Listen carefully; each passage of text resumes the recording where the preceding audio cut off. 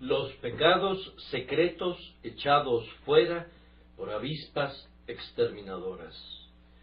También enviará Jehová tu Dios avispas sobre ellos, hasta que perezcan los que quedaren y los que se hubieren escondido de delante de ti. Deuteronomio 7:20. Podemos ver la historia de la conquista de Canaán llevada a cabo por los hijos de Israel desde un punto de vista espiritual. La tierra de Canaán le fue dada a Abraham y a su simiente en un pacto de sal.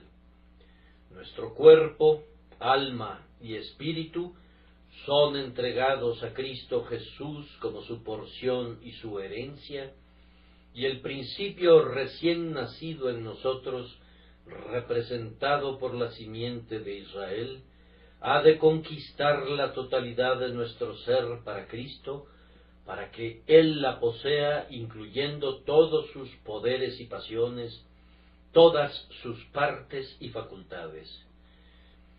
Cuando nuestro Señor Jesucristo murió, no sólo murió por nuestras almas, sino también por nuestros cuerpos, y no compró un derecho sobre una parte de nosotros, sino sobre el hombre entero. Él contempló en su pasión nuestra completa santificación, espíritu, alma y cuerpo, para que en este triple reino Él reine supremamente sin ningún rival. La tarea de la naturaleza recién nacida que Dios ha dado al hombre regenerado es hacer valer los derechos del Señor Jesucristo. Alma mía, en tanto que eres hija de Dios, has de vencer a todo el resto que permanece todavía en ti sin la bendición. Has de sojuzgar todos sus poderes y pasiones bajo el cetro de plata del reino de gracia de Jesús, y no debes estar satisfecha nunca hasta que quien es el rey por haberla comprado se convierta también en el rey por la insigne coronación y reine supremo en ti.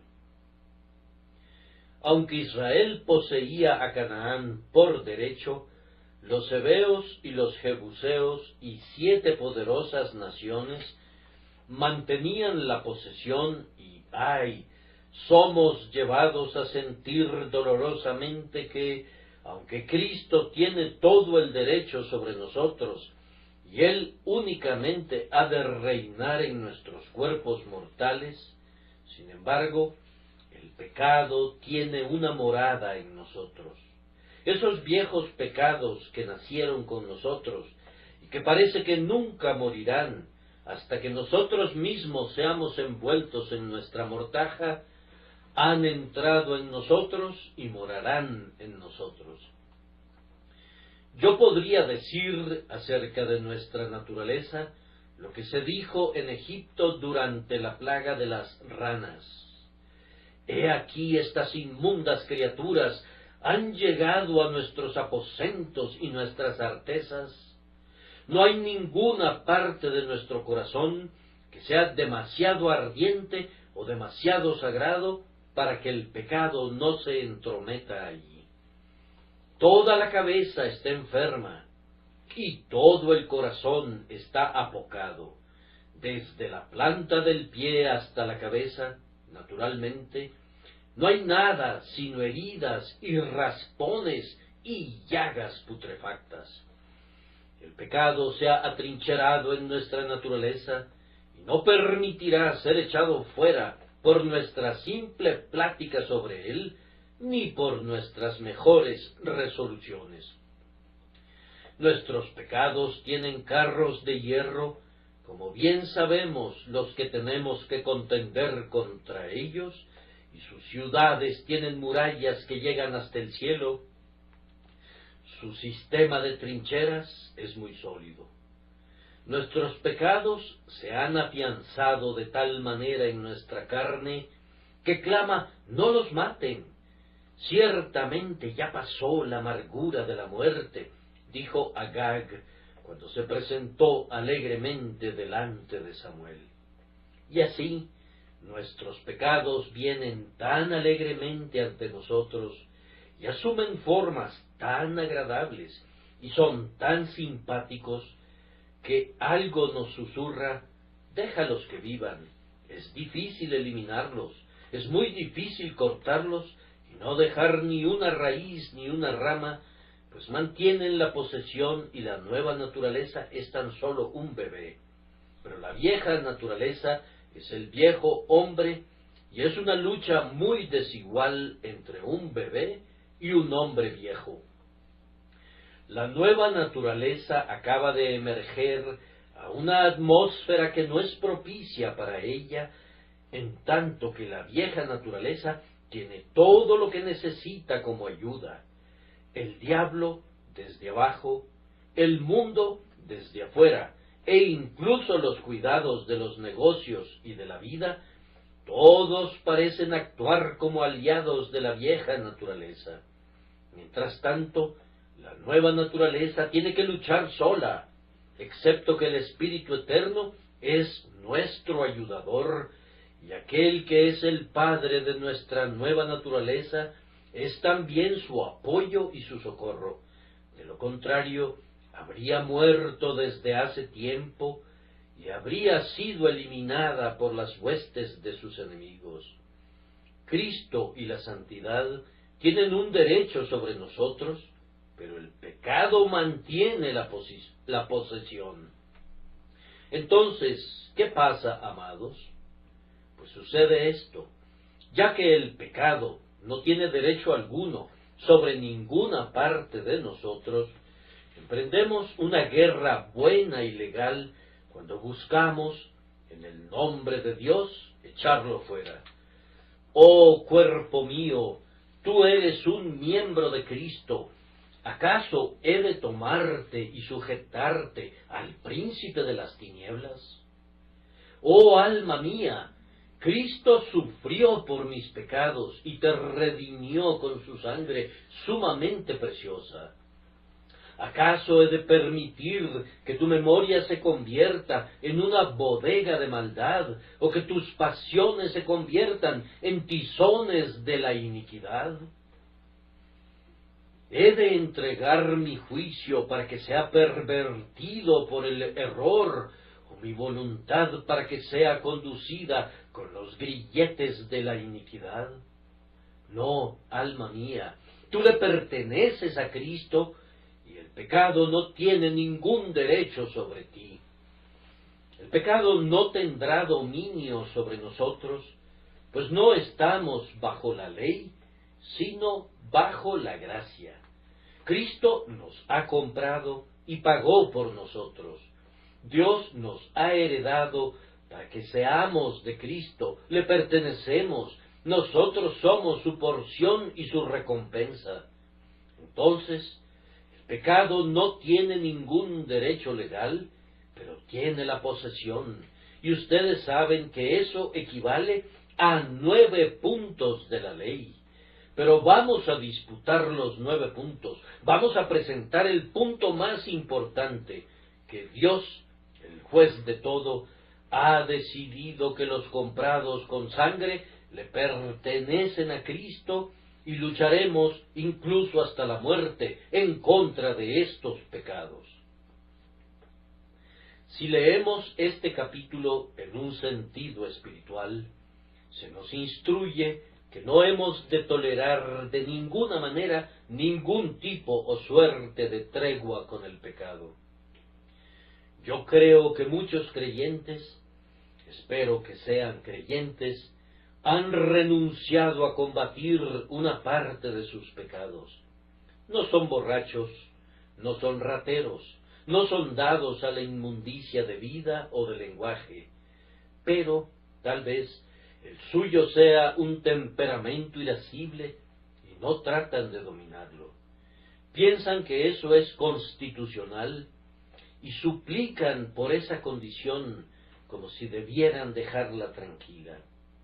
Esta tribu especial, estos jebusitas, han de ser perdonados según su palabrería pecaminosa.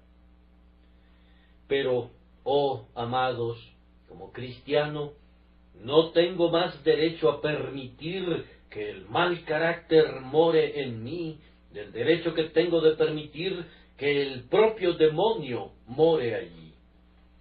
Yo sé que se ha dicho muy a menudo que la gracia es injertada frecuentemente en una rama de manzano silvestre. Así es, pero en la labranza espiritual el injerto tendrá una influencia sobre todo lo que esté debajo de él, así como sobre todo lo que esté encima. ¿Cuál es su fruto? ¿Es un manzano silvestre? El fruto no viene del manzano silvestre, sino de la naturaleza superior. Y aunque yo sea injertado en un manzano silvestre, mi fruto debe participar de la nueva naturaleza y debo producir un dulce fruto. Algunas personas piensan, o tal vez no lo sepan, que son atormentados naturalmente por el orgullo, que tienen naturalmente un espíritu altivo o un temperamento arrogante, y cuando se les informa de eso, se vuelven ásperos para con cualquier persona que se atreva a mencionarlo, y piensan que eso no es pecado. Pero, oh amados, en un cristiano, la soberbia es uno de los vicios más abominables. ¿Qué podría haber en ustedes y en mí de lo que debiéramos estar orgullosos? Si debemos todo lo que tenemos al don de Dios, si no tenemos nada excepto lo que Él nos da, y si retornaríamos a nuestra propia pobreza, a menos que Dios nos guarde, ¿cómo nos atrevemos a alzar nuestras cabezas? Dios hirió a Nabucodonosor y le hizo ir y comer hierba como el buey, y sus cabellos crecieron como plumas de águila, y sus uñas semejaban garras de aves de rapiña, por causa de su orgullo. Y a algunos de los amados hijos de Dios se les ha permitido tener terribles caídas por ello, y todo debido a que fueron levantados a lo alto y dijeron: no seré movido jamás, mi monte está firme. Hemos de cuidarnos de estos pecados y no hacer una tregua ni conferenciar con ellos. No he de decir de ningún pecado: no puedo evitarlo, por tanto no voy a contender con él. Amados, hay que derrotar a los pecados, hay que combatirlos. En el nombre de Dios hemos de destruirlos, pues de lo contrario ellos nos destruirán. Podría decir de nuestros pecados lo que un oficial escocés les dijo a sus soldados cuando fue sorprendido en una posición desventajosa. Dijo él: mis muchachos, allá está el enemigo, mátenlos o ellos los matarán a ustedes. Y yo he de decir lo mismo de todos los pecados. Allá están, destrúyanlos o ellos los destruirán a ustedes. La única forma de entrar a la vida eterna es siendo más que vencedores por medio de Él, que nos ha amado. Ustedes saben que está escrito: al que venciere, daré a comer del maná escondido, pero sólo a los que vencieren. No seas vencido de lo malo, sino vence con el bien el mal. Y así como no hemos de excusar algunos pecados, ni permitirles que vivan, así también, sobre todo, no hemos de caer en un estado de desaliento, y no hemos de suponer que nunca echaremos fuera a los pecados. No creo que seremos perfectos jamás en esta vida, pero cuán cerca de la perfección puede llegar un cristiano. Es un asunto que no me gustaría discutir con palabras, sino que preferiría esforzarme por descubrirlo en la práctica. Cuán semejante a Cristo puede ser un creyente, no me aventuraría a afirmarlo, pero ciertamente ha habido algunos hombres de quienes podríamos decir, sin exageración, que podríamos tomarlos como un ejemplo, pues su Señor parecía vivir de nuevo en ellos. No hay necesidad de que tengan que ceder siempre el paso al orgullo, o a la pereza, o a la avaricia, o a cualquier otra forma de pecado. Ustedes son capaces de vencerlos, no con su propia fuerza, pues los débiles de ellos serían demasiado fuertes para ustedes, pero pueden vencerlos por medio de la sangre del Cordero. Esta es la victoria que ha vencido al mundo, nuestra fe, y nuestra fe será capaz de dominar a estos pecados. Así como la fe de antaño hizo huir a los ejércitos de los extranjeros, puede hacer lo mismo en este día. Entonces, queridos amigos, no pregunten cómo los podré exterminar, pues son más grandes y más fuertes que yo. Han de acudir al fuerte para obtener fuerza y confiar humildemente en Dios, y Él, el poderoso Dios de Jacob, vendrá seguramente en su rescate y cantarán victoria por medio de su gracia. Hay una palabra de aliento dada en el capítulo para aquellos que tienen una propensión a dudar de este asunto. A Israel se le recordó que Dios lo había sacado de Egipto, lo liberó de la casa de servidumbre. Y a ustedes se les recuerda, queridos amigos, que son salvos. Cristo ya ha hecho una obra mayor por ustedes que la que todavía queda por ser completada. Llevar el peso de sus pecados y romper el yugo de hierro de la servidumbre espiritual que estaba en sus cuellos, requirió la muerte de Cristo.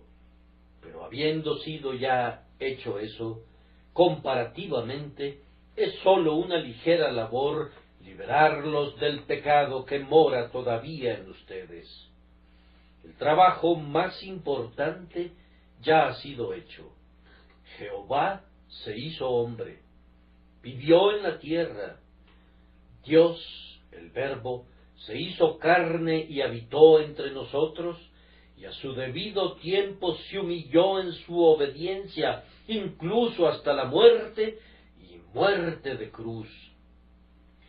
Todos los pecados de ustedes han sido destruidos por Cristo, y no hay condenación que deban temer, puesto que Cristo murió.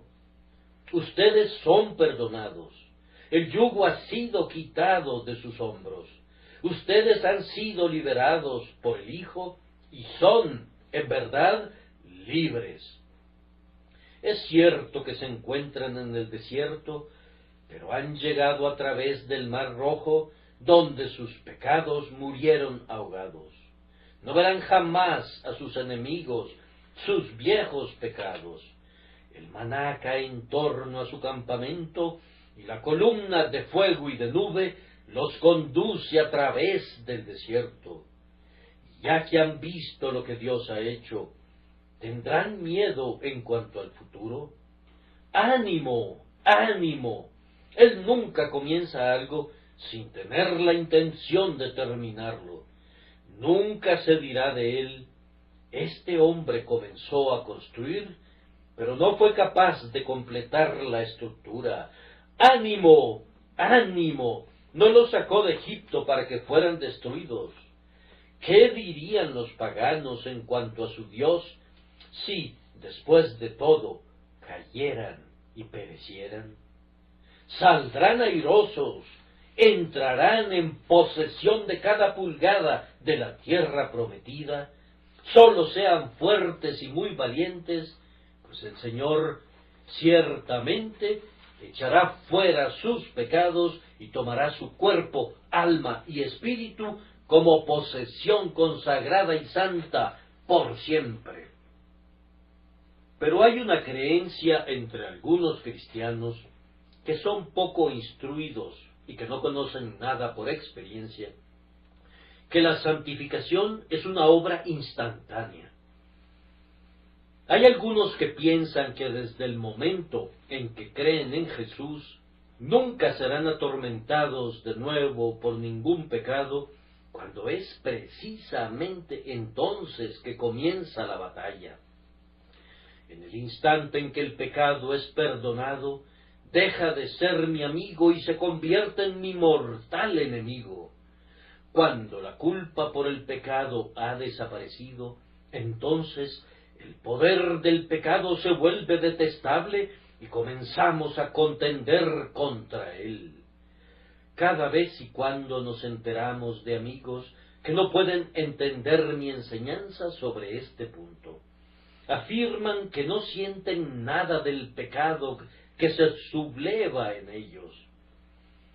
Oh, amados, desearía que lo sintieran, pues me temo que no saben nada de la vida del Evangelio si no lo sienten. No daría un centavo por su religión si no tienen un conflicto interno.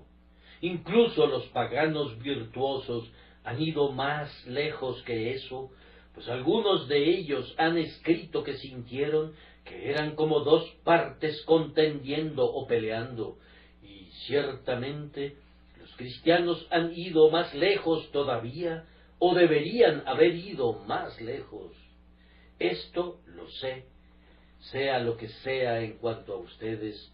Tengo que pelear cada día para acercarme una sola pulgada más cerca del cielo, y siento que será una lucha hasta el último momento, y que tendré una reyerta con mis corrupciones incluso a la orilla del Jordán. Recuerden la experiencia de John Knox. Había luchado con los hombres, y yo podría decir que había luchado con bestias en Éfeso, y sin embargo, en sus últimos momentos antes de expirar, sostuvo la lucha más dura que enfrentó jamás con la justicia propia. Ustedes habrían pensado, ciertamente John Knox no podría ser justo con justicia propia. El hombre que había denunciado toda confianza en las buenas obras, fue todavía dejado con el propio error que había denunciado. Y lo mismo sucederá con ustedes. No importa cuán cerca vivan de Dios, o cuán estrechamente sigan a Cristo, tendrán una mayor o menor medida de mal con la que contender todavía.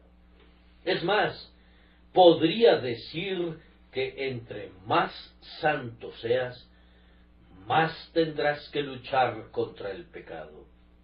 Entre más blanco se vuelva un vestido, más fácilmente se ve una mancha, y entre más te asemejes a Cristo, más detectarás cuán desemejante a Él eres.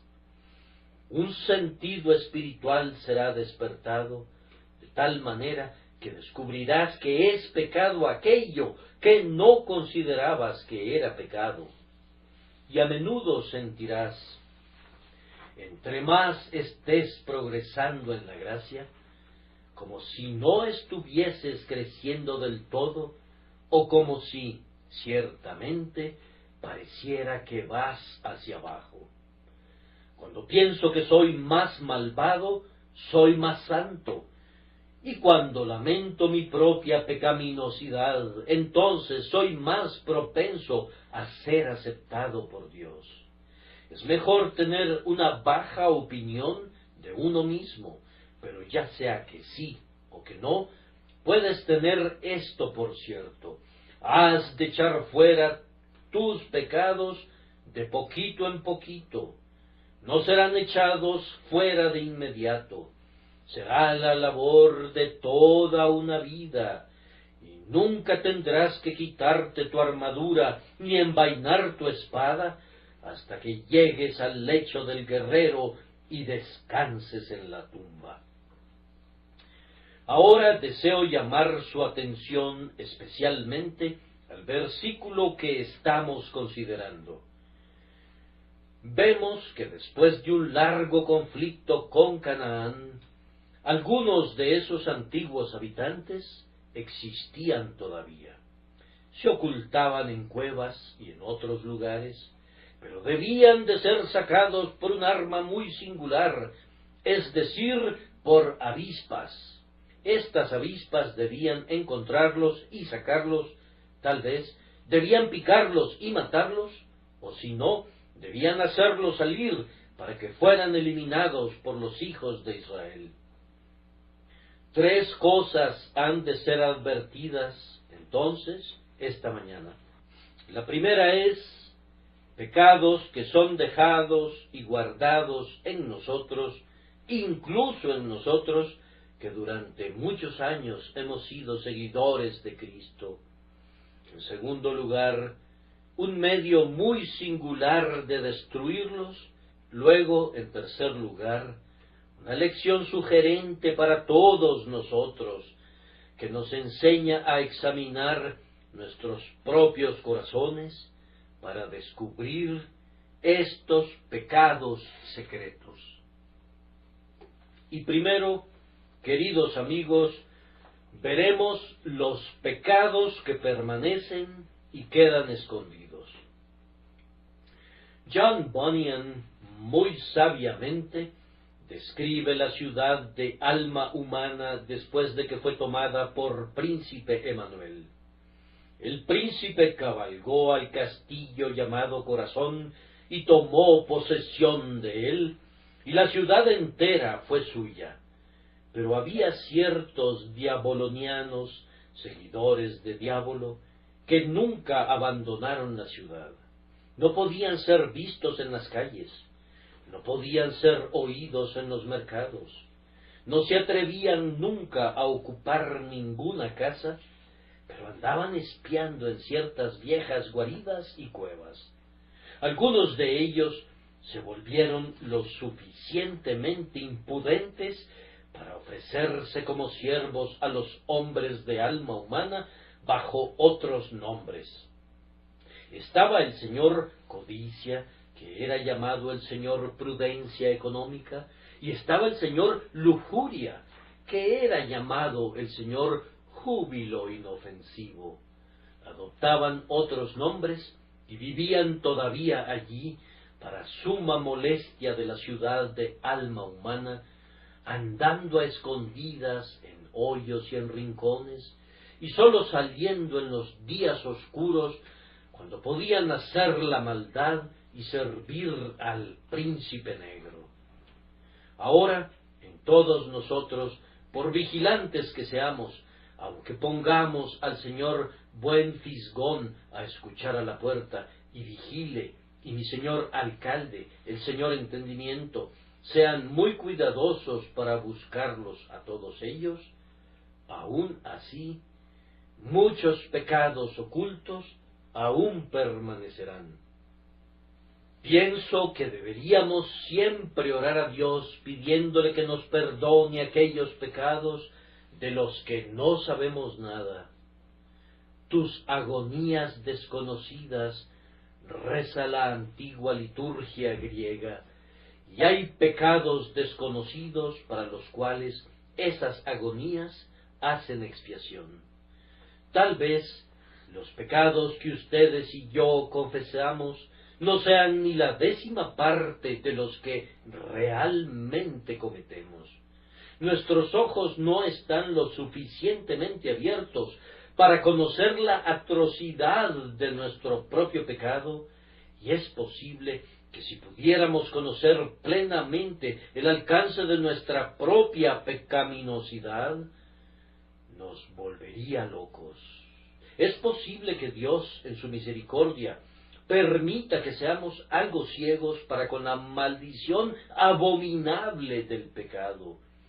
nos da lo suficiente de ello para hacer que lo odiemos, pero no lo suficiente que nos conduzca a desesperar absolutamente. Nuestro pecado es sumamente pecaminoso. Ahora, permítanme sugerir que entre los pecados que acechan en nosotros está el viejo pecado de incredulidad. Tú has experimentado una grandiosa liberación, mi querido hermano, y piensas que ya no hay más incredulidad que permanezca en ti. ¿No sabes que a ese viejo villano, incredulidad, nunca se le podría dar alcance? O si fuese encerrado, pronto se las arreglaría para escapar y obtener su libertad. Experimentarás la incredulidad esta misma tarde si llegaras a encontrarte con un problema, y aunque ahora dices, nunca tendría dudas de la promesa por causa de la incredulidad, no me sorprendería que una pequeña depresión de espíritu, tal vez un desgano en el servicio de Dios, pudiera conducirte a dudar como siempre dudaste en tu vida. No albergues el placentero engaño que tu incredulidad está muerta, está oculta, pero saldrá de nuevo. He de mencionar especialmente dentro de estos espías a la soberbia. Oh, nosotros pensamos, ¿cómo podría ser orgulloso? Vamos, yo he tenido tales experiencias acerca de mi propia debilidad y pecaminosidad que no puedo ser orgulloso sin tomar en cuenta que todo el tiempo que hablamos estamos diciendo la cosa más altiva que pudiéramos decir. Hablé una vez, lo recuerdo, con un hombre que se consideraba a sí mismo un cristiano muy eminente. Me dijo que con toda la aflicción y experiencia por las que había atravesado, el Señor había eliminado completamente el orgullo que había en él. Yo le comenté, te debe haber golpeado muy duro, hermano. Mientras me hablaba, yo pensé que él era la encarnación del orgullo, pero no me acordé que yo mismo era probablemente tan malo como él al pensar que no me habría gustado hablar como hablaba él. El orgullo es una cosa muy astuta. Le gusta vestir las ropas de un príncipe, pero si no puede hacerlo, se queda satisfecho con llevar los harapos de un mendigo. En tanto que se pueda introducir en nuestros corazones, no le importa qué forma tenga que asumir. Ese detestable pecado del orgullo, todos lo podemos condenar en otras personas, y sin embargo, probablemente cada uno de nosotros tiene algo de su levadura, incluso en nuestros espíritus, en este preciso instante. Tú eres alguien muy soberbio, hermano mío. Tú eres alguien muy soberbia, hermana mía. El orgullo todavía acecha en todos nosotros. Y junto a estas cosas hay también una gran cantidad de ira y mal carácter en nosotros. Oh, creemos que no hay nadie de tan buen carácter como nosotros, y que no nos hemos dicho ni una sola palabra de enfado durante meses. Sí, pero es muy fácil tener buen carácter cuando todo te sale a pedir de boca.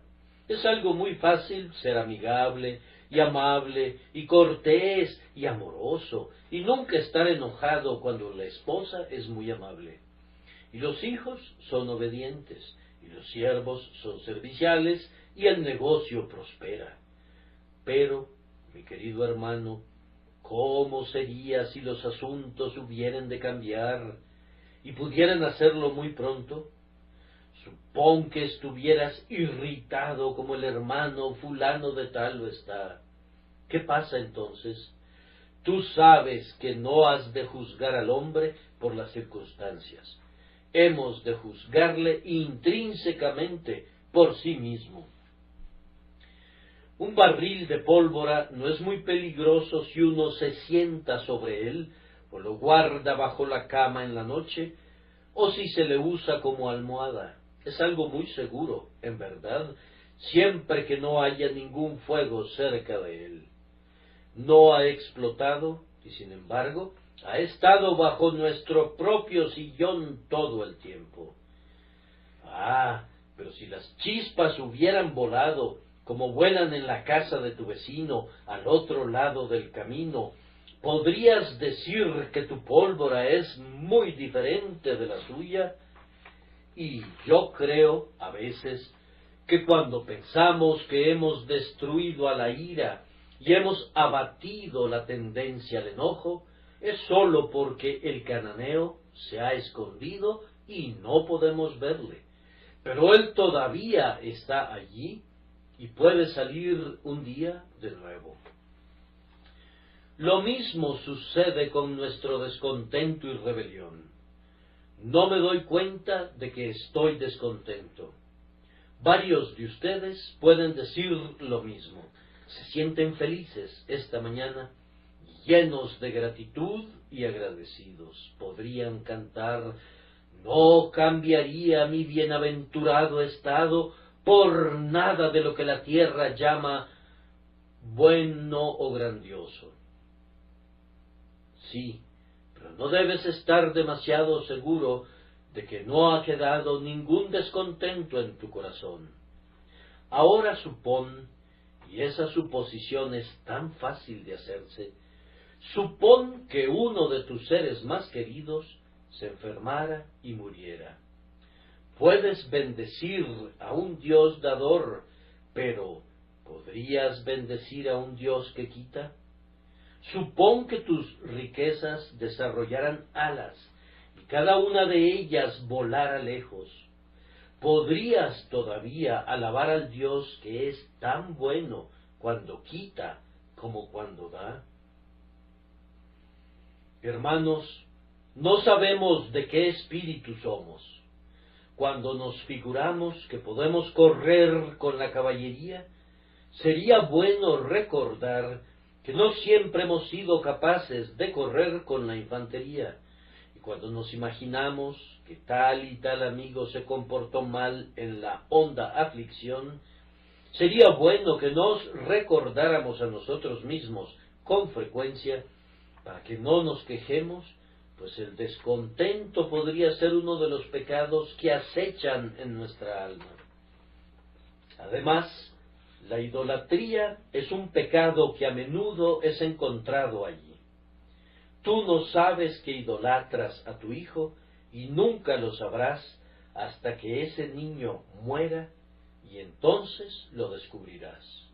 Tú no sabes que idolatras tus riquezas, pero si desaparecieran y tuvieras que renunciar a ellas, y estuvieras listo a decir, como la esposa de Job: maldice a Dios y muérete, descubrirías entonces que era tu becerro de oro. La idolatría ha sido el pecado de todas las edades y de todos los tiempos. Estos amados hijos de Dios, cuyos corazones deberían contar de Jehová y sólo de Jehová, tienen la necesidad de vigilar cuidadosamente para evitar que al mismo tiempo se entreguen a la confianza propia, que es sólo otra forma de idolatría, la adoración de nosotros mismos en vez de la adoración a Dios. Hemos de cuidarnos de no entregarnos a la satisfacción en nosotros mismos y pensar que nuestra justicia es algo satisfactorio después de todo. Es algo bendito descubrir la idolatría, pero se esconderá si puede hacerlo. Es bueno considerar la pregunta: ¿cómo es que estas cosas se esconden en nosotros? Otras personas las encuentran. ¿Cómo es que nosotros no podemos encontrarlas? Es cierto que ustedes pueden detectar las faltas de otras personas, pero no pueden detectar las suyas. Los espectadores ven con frecuencia más que los jugadores, y nosotros percibimos algunas veces más a la distancia que cuando nos acercamos más. El hecho es que la parcialidad para con nosotros mismos nos ciega a nuestras propias imperfecciones y nos hace ver la mota en el ojo de nuestro hermano, aunque haya una viga en nuestro propio ojo. En muchos casos, esta ignorancia surge de la falta de análisis. No es un trabajo agradable buscar nuestras faltas. Cazadnos las zorras pequeñas que echan a perder las viñas. No es un trabajo fácil. No nos gusta descubrir nuestro pecado. Demasiados entre nosotros son haraganes en cuanto a la religión. Hacen el trabajo de Dios engañosamente, no escudriñan sus corazones con lámparas, ni se prueban como con el crisol, como en un horno. No son purificados 7 veces, y así el pecado escapa por falta de una sincera búsqueda para descubrirlo. Además, el pecado es tan sutil que cambia su forma. Si Satanás no puede dispararnos desde arriba, lo hará desde un costado. Si no puede atacarnos en la cabeza, buscará hacernos caer metiéndonos una zancadilla. Pecados de todas las formas y estilos y tonalidades nos abruman, y la gran probabilidad es que al tratar de eliminar un pecado, caeremos en otro. A menudo, al intentar alcanzar una virtud, hemos tirado por encima del blanco y nos hemos ido a un vicio. Hemos querido honrar a Dios y humillarnos, pero entonces nos hemos vuelto ruines en espíritu. Queríamos ser nobles y valerosos, pero entonces nos hemos vuelto intimidantes. Queríamos ser amorosos, pero nos hicimos falsamente caritativos, tolerando el pecado. Queríamos ser severos contra el pecado, pero nos hemos vuelto amargos contra los amigos que han caído en él. Confundimos el camino angosto y rompemos la valla, ya sea a la derecha o a la izquierda. Es la sutileza del pecado la que hace difícil que lo descubramos. Además, amados, hemos caído en el mal hábito de compararnos y contrastarnos con otros. Constantemente estamos entregándonos a la suposición, oh, bien, yo soy mejor que algunos. Miramos a nuestros compañeros cristianos y vemos sus inconsistencias y decimos, bien, yo no hago eso. Me temo que aquella oración farisaica es muy común incluso entre los cristianos. Dios, te doy gracias porque no soy como los otros hombres. El propio predicador, aunque pudiera predicarles la humildad, algunas veces se pone a compararse con los otros predicadores y sus oyentes, él no lo duda, hacen lo mismo. Oh, tú piensas, yo soy más rápido en la obra de Dios, más denodado que algunos cristianos. Yo quisiera que despertaran también, pero mientras estamos censurándolos, estamos realmente poniendo una unción aduladora en nuestras propias almas, al suponer que somos mucho mejores y que hemos eliminado mucho de nuestros propios pecados. Oh, amados, cuídense de estarse comparando con otros, pues esto no es sabio. Acudan a Cristo y mírenle, y entonces sus faltas serán aparentes. Contemplen su perfección, y a la luz de eso, sus propias debilidades pronto serán descubiertas.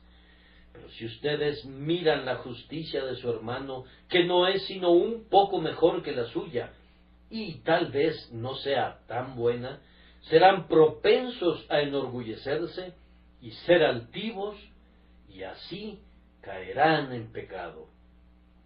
Sin embargo, no voy a extenderme sobre este punto.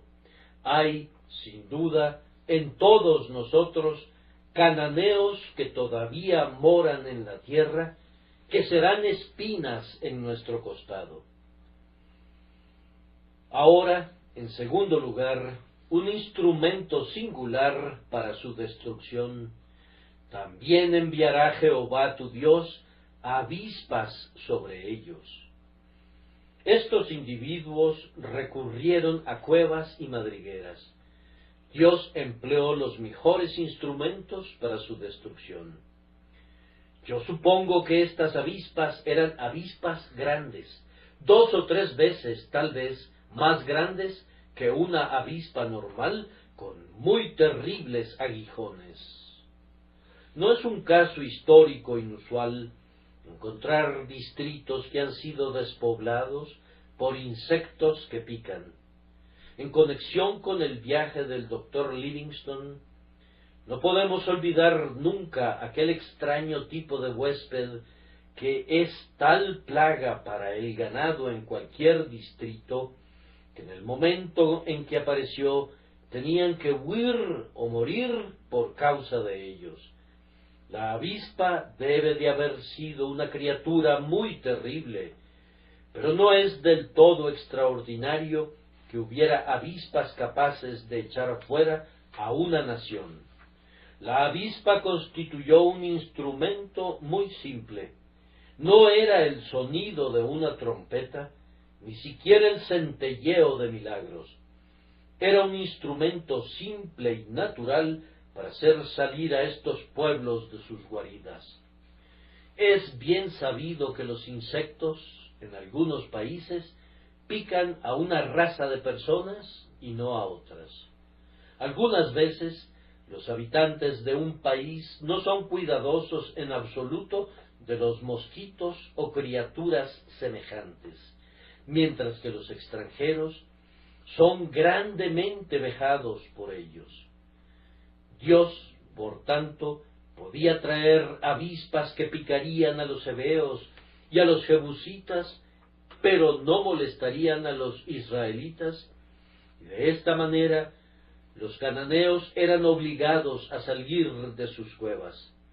Algunos murieron por las picaduras de las avispas, y otros fueron puestos en el camino de las filosas espadas de los hombres de Israel, y así murieron ellos.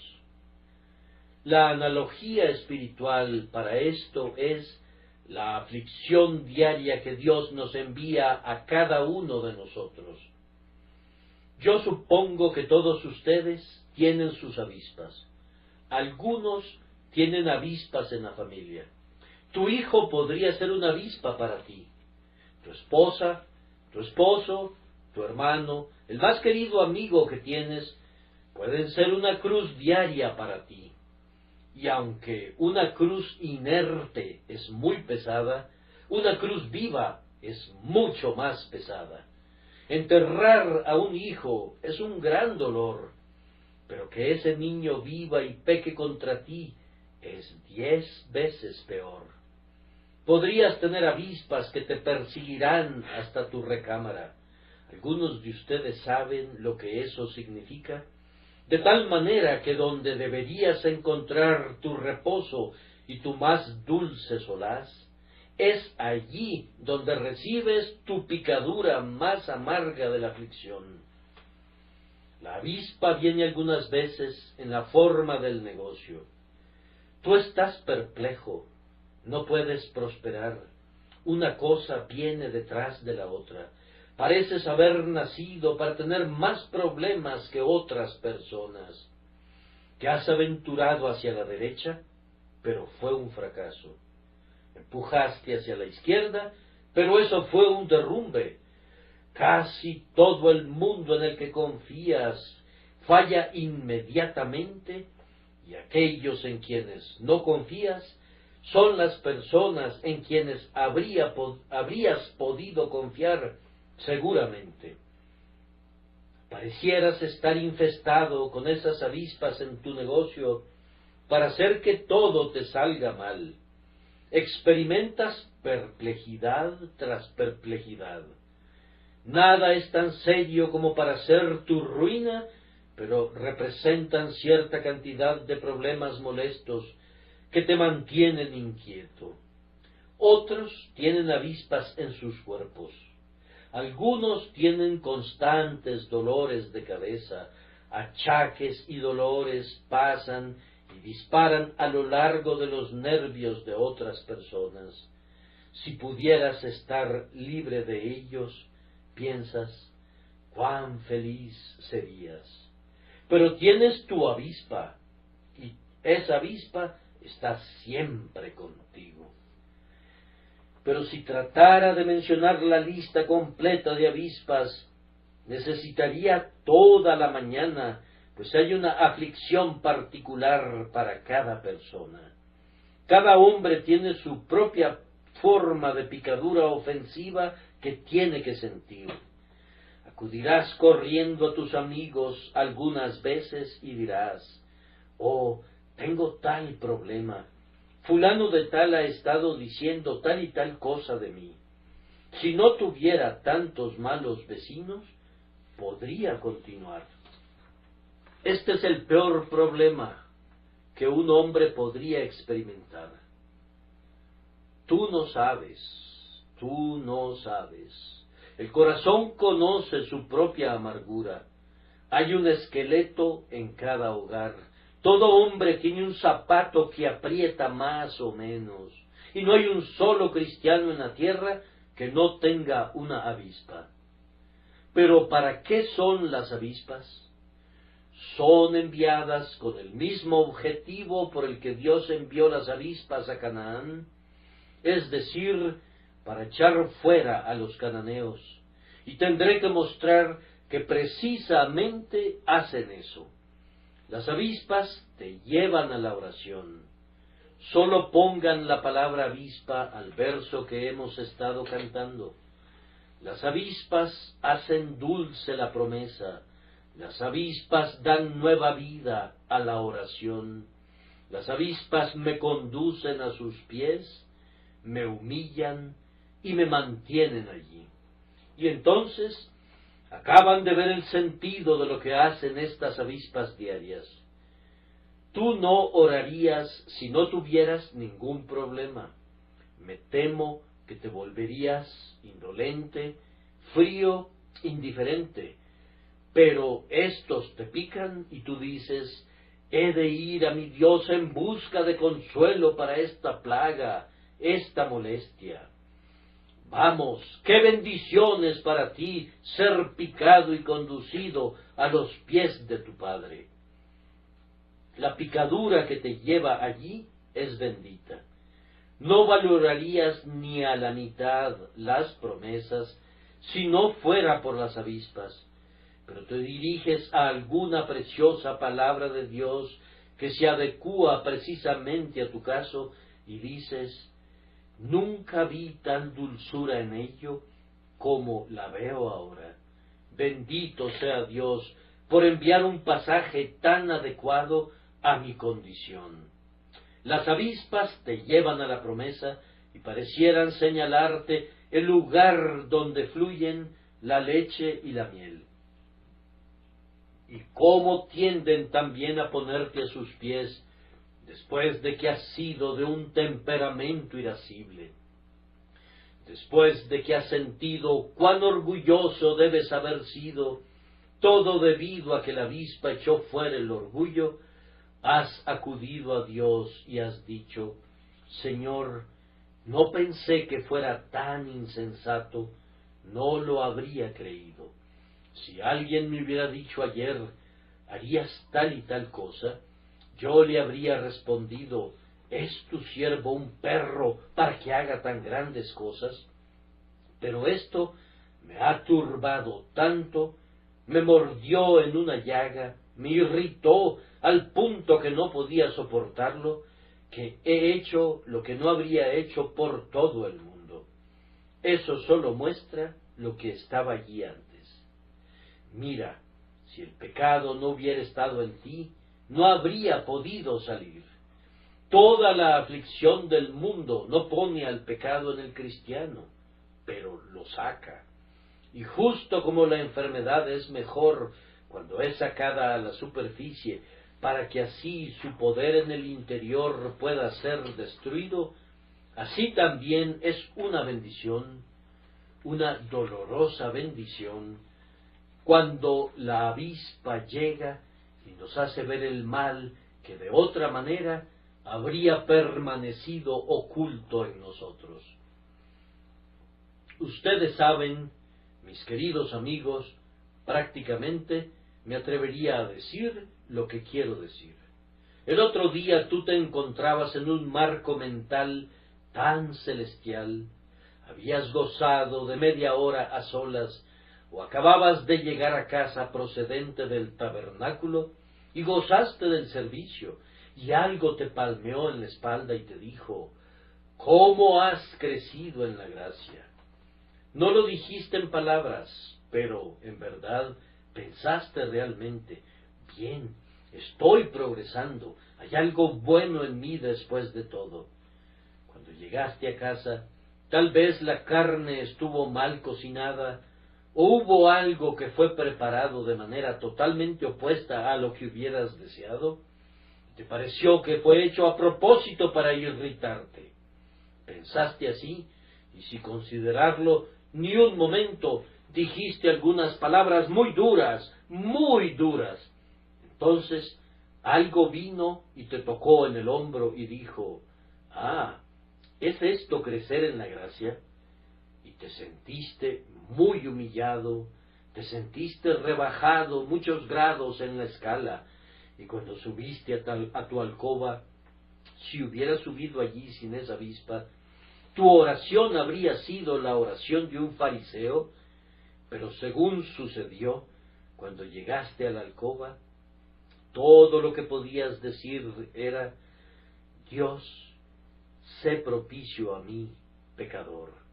La avispa te había hecho un mundo de bien, pudo haber sacado un poco de mal carácter, pero, a pesar de eso, sacó tu orgullo y tu arrogancia. Los problemas diarios que enfrentamos tienen el propósito de conducirnos a Dios, de conducirnos a la promesa, y también de mostrarnos dónde están nuestros puntos débiles, para que podamos contender con todo nuestro poder contra ellos. Yo creo, mis queridos amigos, que los seres de corazón más duro, los más corrugados y los cristianos más desagradables de todo el mundo son aquellos que nunca han experimentado mayores problemas, y aquellos que son más sensibles, amorosos y semejantes a Cristo son generalmente aquellos que han tenido las mayores aflicciones. La peor cosa que pudiera ocurrirnos a cualquiera de nosotros es que nuestra senda sea nivelada demasiado, y una de las mayores bendiciones que el Señor nos dio jamás fue una cruz. Nunca habría sido capaz de ver, dijo alguien, si no hubiera estado ciego. Y otro dijo: nunca habría podido correr la carrera puesta delante de mí si no me hubiera roto la pierna. Nuestras debilidades son canales de bendición. Nuestras dificultades, pruebas y perplejidades son los más dulces y benditos instrumentos de gracia para nuestras almas. Pienso que debemos estar muy agradecidos con Dios por la avispa. Uno dice: yo no lo estoy. Es verdad que ninguna disciplina al presente parece ser causa de gozo, sino de tristeza, pero después da fruto apacible de justicia. Cuando tienes una mente sana, mi querido hermano, y Dios el Espíritu Santo te enseña realmente a ser sabio, irás y agradecerás a Dios por las avispas. Señor, yo te bendigo porque no me has dejado sin disciplina. Te alabo por los cuidados y los problemas que son tan desagradables para mi carne, por los cuales esa carne es mortificada. Yo te doy gracias, Padre. Nunca oyes a un hijo decir eso, pero si fuera un hijo sabio, lo diría. Yo te doy gracias, Padre mío, por la vara. Yo te doy gracias, oh mi Dios, porque no me has permitido que haga mi voluntad. Has ensombrecido mis panoramas, has frustrado mis esperanzas, has echado a perder mis planes, has derrumbado mis expectativas y me has quitado mis gozos. Te doy gracias, oh tú, grandioso liberador, por haber quebrantado las barras de oro de mi jaula para dar libertad a mi espíritu, y por haber roto las ataduras de mi cautividad que me ligaban a la tierra, para que me pueda remontar a lo alto hasta ti. Siempre que estés cantando las alabanzas de Dios, di: Él nos envió avispas, porque su misericordia es eterna. Sea bendito eternamente. Hay un punto que quiero que adviertan en el texto. Sería una culpa de mi parte pasarlo por alto sin ninguna observación. Y es que se nos dice expresamente que las avispas vinieron de Dios. Él las envió. Enviará Jehová tu Dios avispas sobre ellos. Tal vez esto te ayudará a soportar sus picaduras otra vez. Dios pesa tus pesares en balanzas y mide tus aflicciones, cada dracma y cada escrúpulo de ellas. Y como provienen directamente de la mano de un Padre amante, acéptalas con alegría agradecida y pide en oración que el resultado que la sabiduría divina ha ordenado que fluya de ellas pueda redundar abundantemente en tu santificación, en ser hecho a semejanza de Cristo. Y ahora debo concluir observando que aquí tenemos una lección muy sugerente para nosotros mismos, una lección que ya hemos anticipado, pero que hemos de repetir. Es esta: ¿cuál es mi particular pecado acosante? ¿He sido cuidadoso en mi autoexamen? ¿He emitido una constante orden de cateo contra las formas sutiles del mal? Si no lo he hecho, he de esperar tener a la avispa. Dios nunca castiga penalmente a sus hijos por el pecado, pero los disciplina paternalmente por ese pecado. A menudo puedes descubrir cuál es tu pecado por el castigo, pues puedes ver el rostro del pecado en el castigo. El uno es muy semejante al otro. Querido amigo, ¿cuál es tu particular aflicción hoy? ¿Qué avispa te pica? Acude a Dios con la petición de Job: hazme entender por qué contiendes conmigo, pues si las consolaciones de Dios son poca cosa contigo, es debido a que hay algún pecado secreto en ti. Mira la aflicción que experimentas hoy y ve si no puedes descubrir el pecado. Un hijo desobediente. Es posible que tú también estés viviendo en algún acto de desobediencia hacia tu Padre Celestial. ¿Es algún sirviente el que te fastidia? ¿Es posible que tú también seas un mal siervo del Rey, ocioso e indiferente a su mandato? ¿Se trata de una pérdida en los negocios? ¿No sería posible que no estés atendiendo el negocio de Dios y por tanto su iglesia es la perdedora y por tanto Él te hace un perdedor en tu propio negocio? ¿Se trata de una enfermedad en la carne? ¿No podría haber alguna enfermedad espiritual allí que es necesario mantener a raya y someter? ¿Te ha tratado altivamente alguien más? ¿No podría ser altivo tú también? ¿Te ha calumniado alguien y te dueles por esa calumnia? ¿Nunca has hablado en contra de los hijos de Dios? ¿No podrías tener una lengua que tiene comezón y Dios te está haciendo sentir el escozor de eso para que te preocupes acerca de cómo quitas el freno de esa lengua ingobernable? ¿Ha subvalorado alguien tu labor y ha hablado despreciativamente de tus motivos? ¿No podrías haber tenido tú también pensamientos severos en relación a algunos de tus hermanos en las labores cristianas? ¿Te sientes precisamente ahora bajo una gran depresión de espíritu? ¿No es posible que hayas descuidado entrar en comunión con Cristo en su sufrimiento y por tanto Él te está sujetando y llevándote a esa comunión por una fuerza mayor? No sé lo que suceda contigo, amado, pero esto sé, que no he escudriñado mi propia alma como desearía hacerlo en el futuro. Yo desearía descubrir todo lo que está dentro de mí que sea malo, para que pueda ser arrastrado y eliminado de inmediato.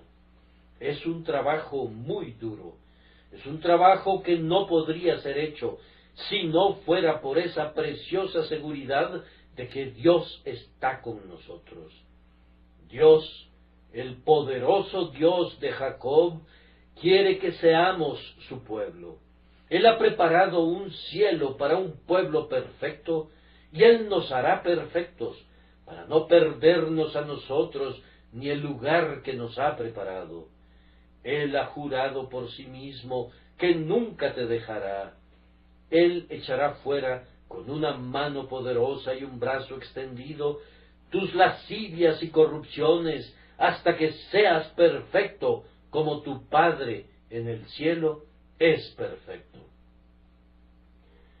Vengan entonces ustedes, hombres de guerra, tomen sus arneses y pónganse su armadura y vigoricen sus almas para el combate. Aún no habéis resistido hasta la sangre, combatiendo contra el pecado. Considerad a aquel que sufrió tal contradicción de pecadores contra sí mismo, para que vuestro ánimo no se canse hasta desmayar, y ahora, a partir de este momento y para siempre, pelear la buena batalla por la corona incorruptible de gloria. He estado hablando a personas salvas y sólo a personas salvas. Pero ustedes, que no han sido salvados, tendrán también las avispas, sólo que esas avispas no serán de utilidad para ustedes. Les picarán y los apartarán de Dios, en vez de acercarlos a Él. Sus pruebas sólo los harán sentir antipatía y odiar más al Altísimo. Oh, que esta gracia los visitara y cambiara su corazón, y entonces, tal vez, sus pruebas podrían ser santificadas para llevarlos ante el rostro de su Padre. Que así sea, y suya será la gloria eternamente. Amén.